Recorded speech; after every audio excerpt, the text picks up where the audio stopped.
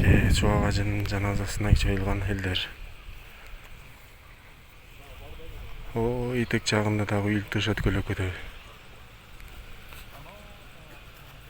Милициялар да келип калган. Өзүбүз көр казган жеринде келдик эле.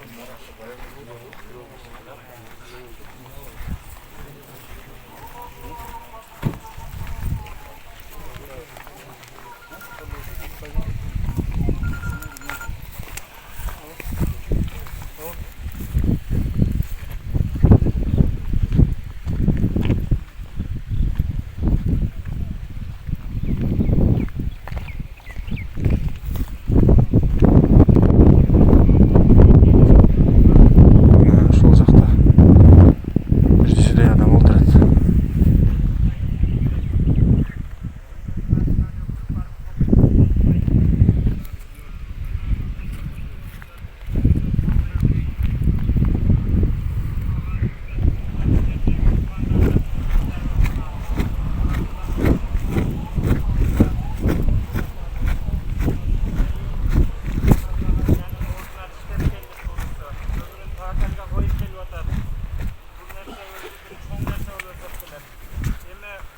Aralıklardı saktap, maskalardı giyip, anan антисептик сактанып отурсак жакшы болот да.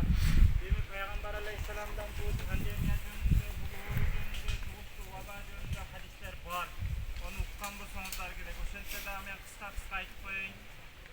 Бул эми мындай болот экен да. Пайгамбар алейхисалам оору таркаган жерге кирбегиле, силер турган жерде оору таркап калса ал жерден чыкпагыла башка жака деп бизге насаатын калтырып кеткен. Эми ошого не кылабыз? Азыр колубуздан келишинче